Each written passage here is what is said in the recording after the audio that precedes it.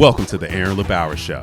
This is the #1 show for passionate physical therapy and healthcare entrepreneurs looking to level up their income and impact on the world. If that's you, then you're in the right place. So sit back, chill out, and let's get into the show.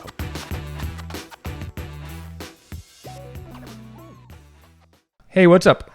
Welcome back to the LeBauer Show. Today, we're going to talk about when to call it quits, when to pull the plug, when to say sayonara. I've always said, and I say all the time, like, you only lose when you quit, so don't quit. Well, today, we're going to talk about when to call it quits. Really, it's actually how to make or when to make the decision to pivot and keep your focus on what's working. Because some of the biggest mistakes I've made are to ignore what's working and try something new. Like, I can tell you this, there's plenty of things, and I'm going to go through a couple examples today where something was working and I thought I needed to do something different, or I knew I needed something different, but I didn't choose the right thing or the right one. So I'll just give a little high level overview, and then I'm going to dive deep into just some examples from my own business.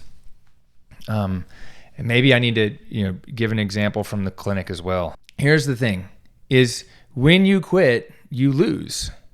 But if you keep trying, you're going to win. And you keep working, and you take the things that don't work and you turn them into a lesson. How can I do this better next time? And there's always a time and place to stop doing something. So we don't want to just keep doing something and run ourselves into the ground. So when you have a business and you work with a coach like me, you have a focus.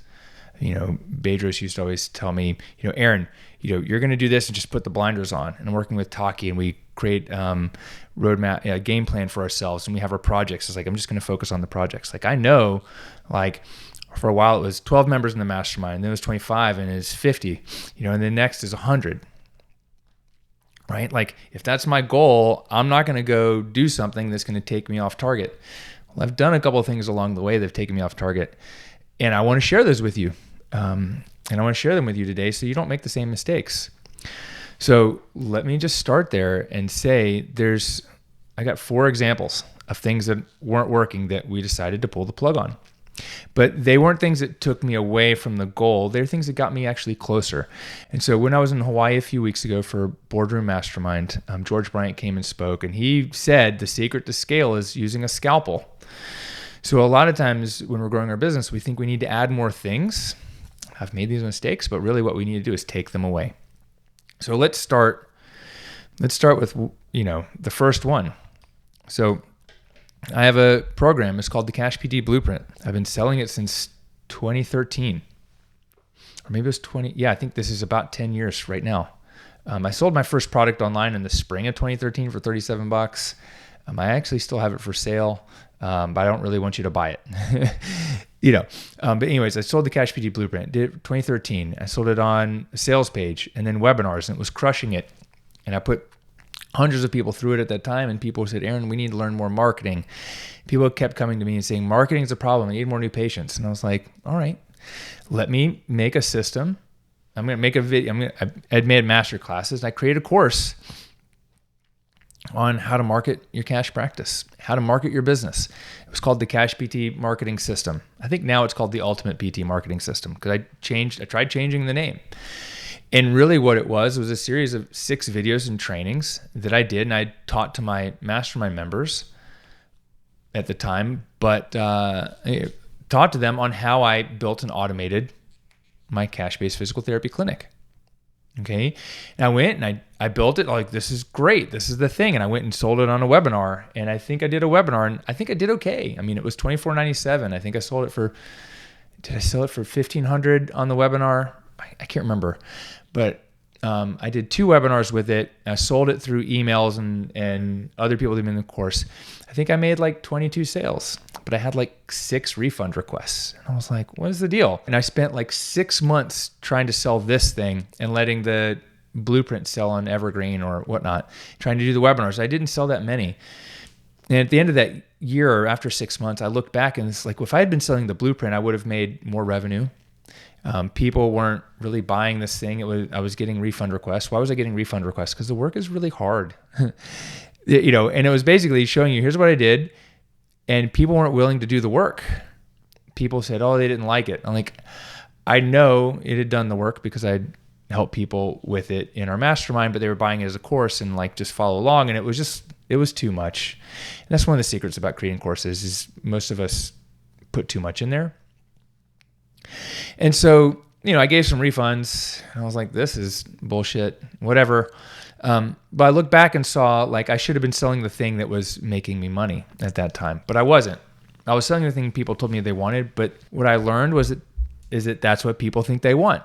I learned that physical therapists and healthcare providers and people with businesses, when they're struggling, think they need more new patients. And there is a case for getting more new patients, but when you look at people's businesses, or I look at people's businesses, there's other things that are broken, like their sales and onboarding process. You've got to have a solid sales and onboarding process. Otherwise, you're losing leads through like holes in the system. So hear me tell you what I did to fix it. I created that course. I'd sold it. I know it got great results because I got some great testimonials. I mean, it was exactly what I used to automate my practice. And so what I did was I bundled it with the Cash PT Blueprint. And so instead of selling the blueprint for $1,500 on a webinar, I was selling it for $2,000 on a webinar. And at the time, back in 2016, 2017, people were like, you can't sell $2,000 products on webinars. I was like, watch me. So I bundled with the blueprint. And so you got the blueprint, all the things, plus the Cash PT marketing system or the ultimate PT marketing system for a $2,000 price tag. And it started selling, and it sold even more of the blueprint at a higher price. So what I did was I took a loss, learned the lesson, and I added value to something I was already selling that already worked. So I stopped selling the Cash PT marketing system and went back to selling the blueprint. I had someone buy it. I left the website up. Someone bought it off the website about a year ago for full price. And I'm sure they got value out of it because I know one module, one new patient per module is going to pay for that thing in droves. And that course is how I automated the onboarding and the marketing systems. So not to move too sideways, but I have ADD, so I'm going to move sideways. So I had this marketing system. One of the other things I said, okay, you know what? Let me make it even easier for people, and let me build out all the email follow-ups and systems that you need. So I'm just going to lead this into example number 2. I probably should have started somewhere else, but I have another example. And to make it even easier for people over time, I was like, all right, we created PT email engine because people are like, Aaron, it's heavily relies on forms and follow-up emails. If I could just have your emails or set up for you. So I did it. I built PT email engine. I enrolled 350 people into PT email engine. At the time, I've killed the PT email engine. If you have an account, it's still running, but we may be closing it down because I have a better offer for you now. I had up to, I think, 130 active accounts, but I'd put 350 people in it, and that was at anywhere from $49 to $99 a month. So what was I generating when I killed it? Was about, 132 people times, let's just say $50. I was generating, I was generating about $8,000 a month, which is close to 6 figures with the PT email engine. A lot of the people I think that quit got it. I ran 2 Black Friday specials for $1. You got the 3 courses that taught you how to use the PT email engine, and you got a $1 trial. And a lot of people quit that after 30 days because I think they were just after the course, which is fine. And I hope that if that was you got that course and used it for something. And if it helped you in any way, I'd love to hear about it. So Aaron, why do you have a thing that people are enrolling in from the Blueprint and Mastermind and other places, and it's making you $8,000 a month? Why would you kill it? Well, it was a pain in the ass. It was a big pain in the ass. It was, there were 2 reasons. I was white labeling ActiveCampaign. And I created an agency, and we wrote up a template, and we could make new accounts. Well, ActiveCampaign still to this day is unable to support me, even as an end user. But as part of the agency, it's my job to do the direct support to my customers. And when my customers have a problem, I can't fix a lot of the back end stuff. Like I can teach you how to market, and I can teach you what not to say, but I can't fix like something in the software. I would have to go to ActiveCampaign, and it'd take them, at first it was fine. I had a contact, but then it started taking them 2 weeks, even 3 weeks to get back to me with a support issue for one of my customers who's now mad. And I got to give them 2 months free and, whatever, they can't send things out. Like that just started happening way too much, way too often. So that was pain in the ass, number one. And two, new clients come in and really think that like, while I am giving you a template and all the emails, think that they don't have to do any work. And like, I get it. Like I'm giving you a solution and the sales page is really great. And it promises, but what you got to do is you got to go put your name in there instead of mine, which I actually do that for you. But you got to go put your practice location in there. You got to update some of the emails in a way that, reflects your business and not mine. If I'm going to do it for you, I got to charge you $5,000. Like it's, and I still need your help. And so there's a certain part of it where it's like customer facing, where it's like, it wasn't that one person was a pain in the ass. It was a pain in the butt because it took so much of our team's bandwidth for something that had a fixed monthly fee. Like I had a fixed monthly fee with it, and then I'm reselling it. And then I've got, admin. And I had one person come in. I said, look, I'll let my VA work with you to resolve this problem. And then they started asking my VA all kinds of other questions. And all of a sudden I get this bill for $1,000. And I'm like, they were asking my VA to build their lead magnet for them. And I, as a business owner, I didn't put any parameters on that. Like I didn't think the VA would just go down this rabbit hole, but she's like, I thought you authorized this. And, then that person still quit and left the platform, and that ruined any profit margin I had from that person for like 3 years. And it's just like, oh, God, that's not what I got into business for. So, there's a couple lessons here. Lesson was one, I built something that should have been easy and it wasn't. And I realized it wasn't. I wasn't charging enough for the service I was providing. I really wasn't. $49, it was a steal. And if you got that, you're lucky. It was a steal for what it did and what it can do for you.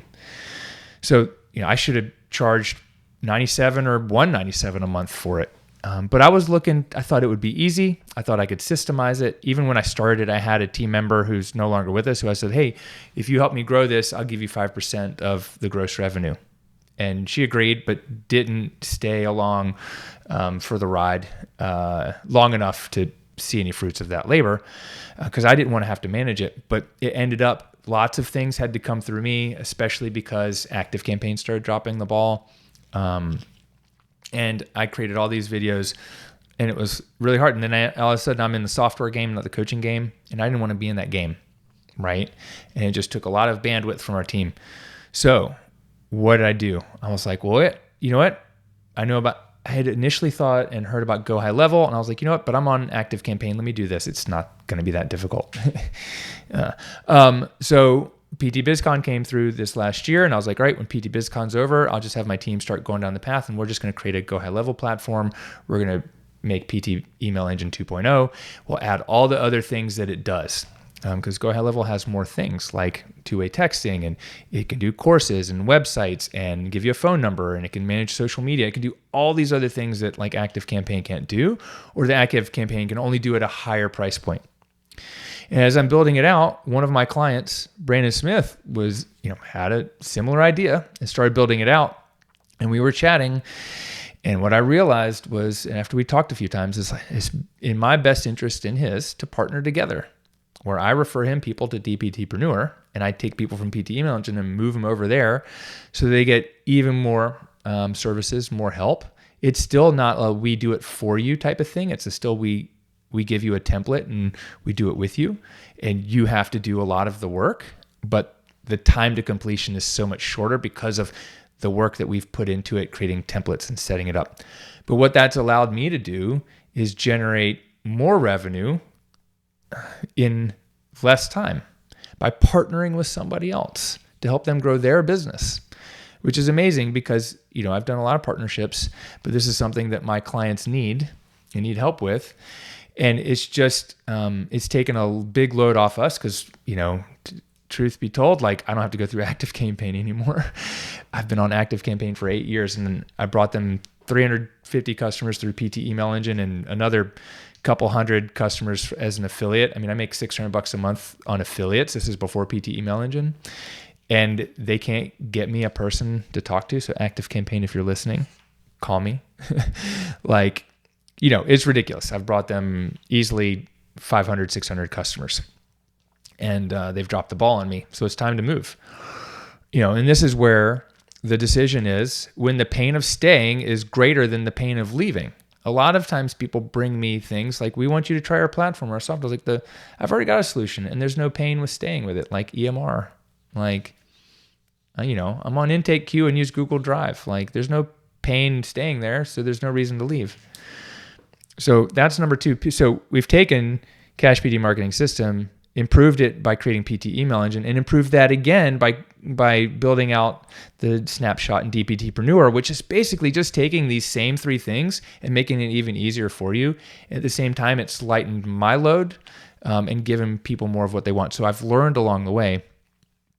Okay, I'm going to give you one more example from my coaching business, the thing that I killed.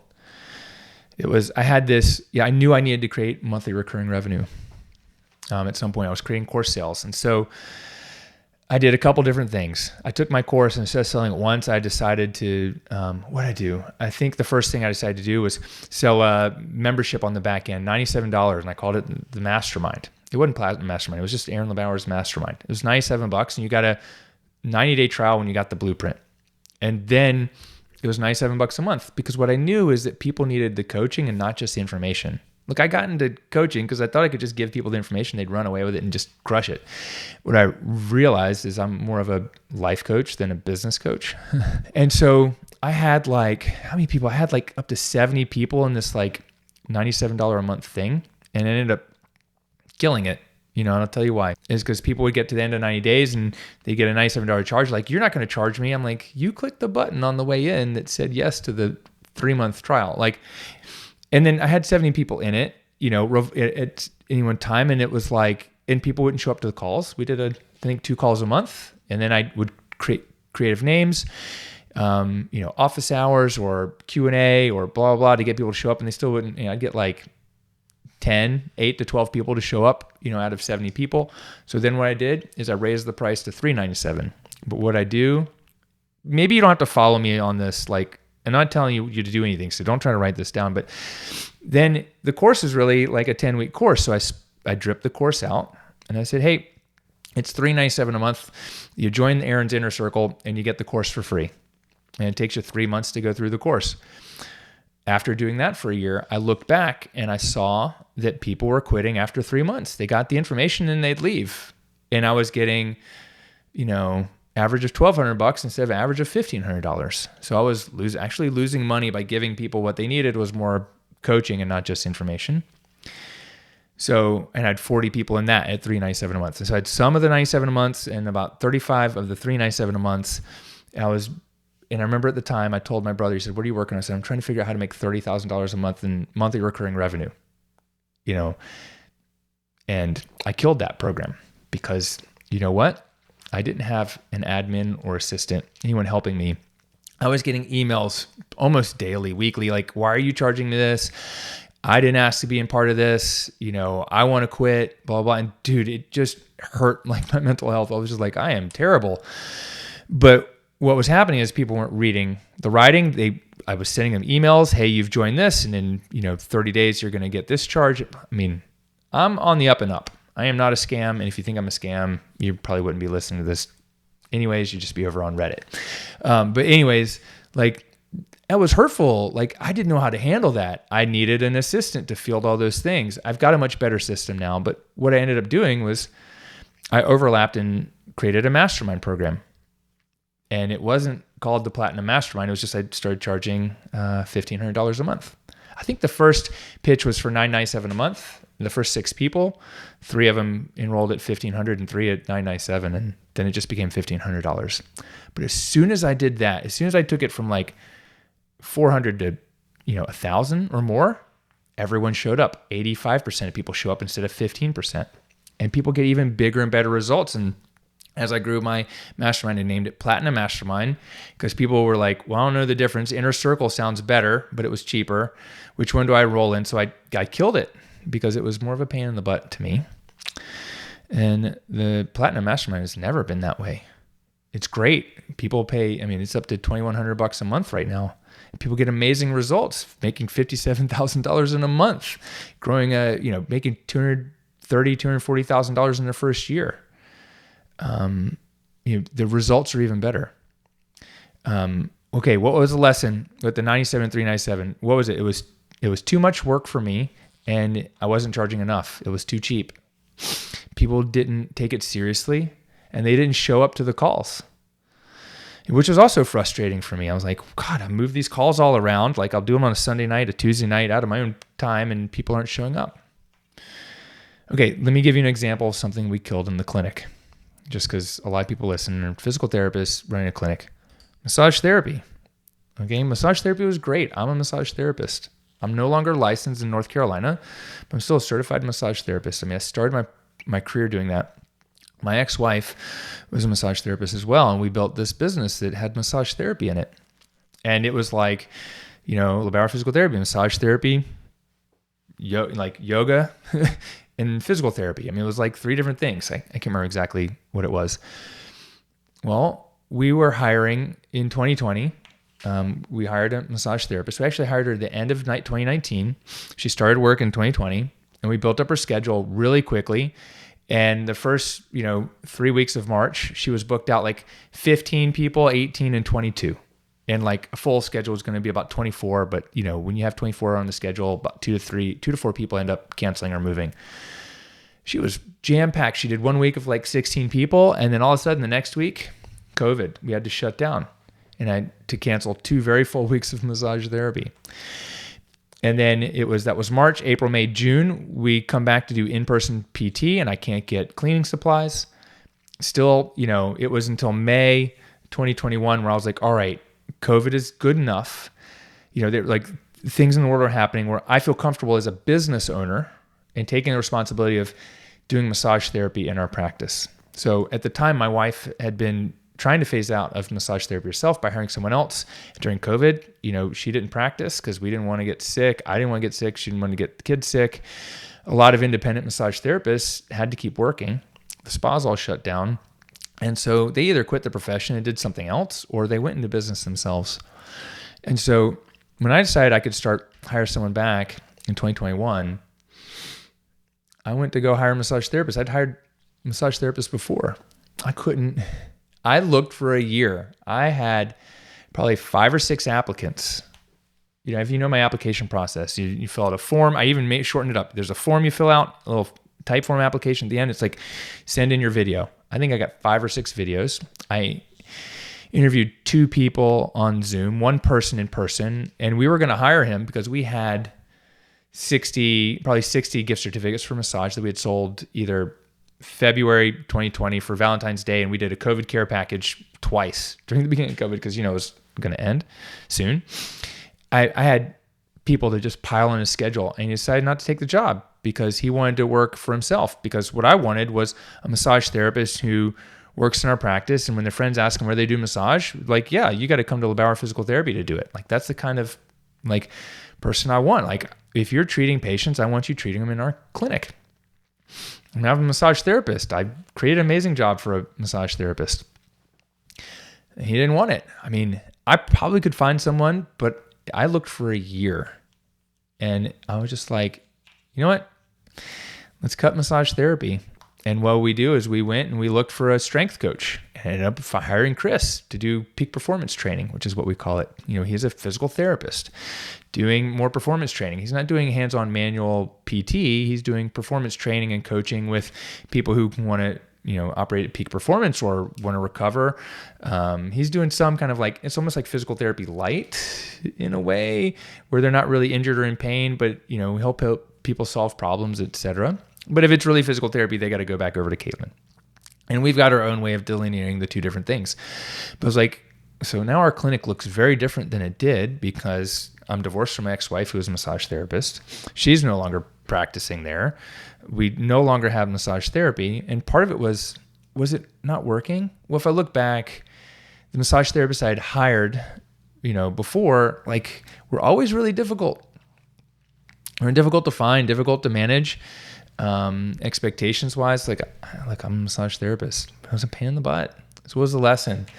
Like, I think massage therapists want to earn more than I can actually charge and then pay them to actually make a profit. So maybe if I want massage again, the next best thing is to rent a room out. But I can rent a room for $500 a month. But when I had done that in the past, they were like, we don't want to pay that much. Can we split it? And then you got a bunch of people in there. So what's the lesson? The lesson is you got to adapt with that one. I got to adapt with the times. Maybe now there's massage therapists that want to get out and work, or as more people go through school, there'll be more massage therapists. But I looked for a year and I was like, I got to move on and do something different. God, I hate killing some of those programs. I hate talking about it. And it's like, at a certain point, you have to call it quits. So here's how. So I wrote down this note, like, how do you know when to call it quits? Well, it's when you're spending more time and energy on a project than it's giving you back in return, or has the potential to give you in the future. I think I'll read that again. You call it quits on not on your goals, but on the project you're working on. When you're spending more time and energy, when it's costing you more time and energy than it's giving you back in return. Like, business should be fun. This should be rewarding. It should be like, oh wow, I just did this, and people are like, oh, this is amazing, and it's great, and it's helped me so much. Or it has a potential. You got to work hard for some things because they have potential future results. But I'm looking at all these, and they didn't have potential future results. They just had potential future frustrations. As I mentioned, you heard in the previous episode, last year, 2022 in the spring, I was asked for a divorce. It rocked my world. It was crazy. So here's what happens. A lot of people, I've had people in our program be like, I've had this major life change or life crisis. I've had multiple people, in relationships ended, not just mine, and quit. And what I don't want for you is to use the life crisis as the excuse to stop. Maybe it's easy because you weren't bought in the first place, but it's not the reason you should stop. It's almost like it's the reason you should move forward and lean in. I joined Black Belt Mastermind about 2.5 years ago. I think December 2020. I was in it for a year and a half, and I was able to put in some great systems. And then my wife asked for a divorce, and it was just like, boom. I had built these systems through the coaching program that helped sustain me. It was great. Taki has just these, here, do these. I adapted it to my thing. I have a whole streamlined evergreen onboarding system. And that helped me keep growing my business. And it also was a place where if I needed help, I needed something, I had a question, I wasn't going through the divorce, I wasn't actively trying to build too much. I just had a limited capacity. But if I had a question, I got help right away. And I could keep growing my business because I knew once I got past that this business is the thing that's going to skyrocket and go forward. I didn't have the capacity to keep building, but it allowed me to keep growing. The coaching program allowed me to keep growing. There are connections and people in the coaching program that have helped me through this process, have helped me, create new opportunities. The thing I want to say is that the crisis isn't the reason to quit. Don't let the crisis be the reason to quit. It's a signal that it's time for you to go deeper. I sent a message to my friend Jared Carter. Many of you probably know him, and I was telling him what was going on, and I was like, as it's the hard things that make you stronger. And he wrote back, he's like, yeah, and all diamonds were built under pressure. So if there's one thing I can leave you with is when you pull the plug, do it to give you more capacity to keep moving forward. Diamonds are built under pressure. So the pressure is what you need to help more people to grow as a person, to grow your business, and to keep doing amazing things. Okay? So don't let the challenges and things cause you to quit. Eliminate things that aren't serving you. Hey, maybe that's why you got divorced. Maybe that's why I was asked for one, because something wasn't serving her. You know what? Fair enough. You have to eliminate the things that aren't serving you and go in on the things that can help you and help you build a bigger, better, happier, more comfortable. I don't know if that's right. A bigger and better future that helps even more people. Because if you're this far, I know you can go even further. If you're this far, people are benefiting from what you're doing. So you got to keep going. I'll see you on the next show. Hey, what's up? It's Aaron. Thanks for listening to the show. If you enjoyed the episode and you'd like to help support the podcast, please share it with others. post about it on social media, or leave a 5-star rating and review over on iTunes. And to catch all the latest from me, follow me over on Instagram at Aaron LeBauer. Thanks again, and I'll see you next time.